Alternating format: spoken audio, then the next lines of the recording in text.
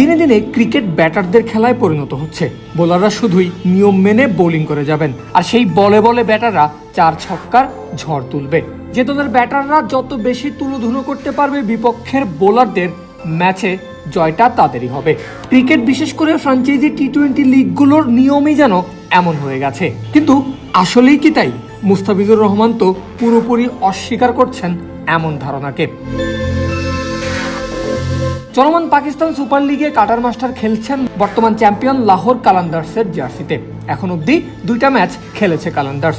2 ম্যাচেই বল হাতে দ্রুতি ছড়িয়েছেন মুস্তাফিজুর। প্রথম ম্যাচে হায়দ্রাবাদ কিংসম্যানের বিপক্ষে 4 ওভার বল করে দিয়েছেন 19 রান, উইকেট একটা। দ্বিতীয় ম্যাচে প্রতিপক্ষ করাচি কিংস, সেই ম্যাচেও 4 ওভার বল করেছেন, খরচ 20 রান, উইকেট একটা।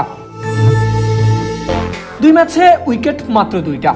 চোখের দেখায় নিশ্চয়ই আহামরি কিছু মনে হচ্ছে না এই পরিসংখ্যান। তাহলে দ্রুতি ছড়ানো কেন বলা হলো?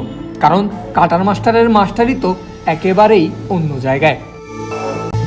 যে ক্রিকেট আজ শুধু ব্যাটারদের 4 ছক্কার বাউন্ডারির খেলায় পরিণত হয়েছে, যে পাকিস্তানের পিচকে ক্রিকেট দুনিয়া হাইওয়ে বলে আখ্যা দেয়, সেখানে 2 ম্যাচে মোট 8 ওভার বল করা মুস্তাফিজুর রহমানকে ব্যাটাররা বাউন্ডারি হাঁকাতে পেরেছে মাত্র একবার।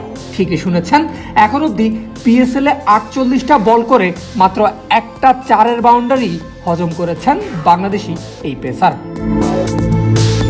কাটার মাস্টারের গ্রেটনেসের প্রমাণ আরো ক্লিয়ার করে যখন দেখা যায় তার করা 8 ওভারের মধ্যে 4টা ওভারই ছিল ডেথে, 1 ওভার ছিল পাওয়ার প্লেতে। মুস্তাফিজ তার একমাত্র 4টা হজম করেছেন করাচির বিপক্ষে, টুর্নামেন্টে নিজের করা 8ম ওভারে।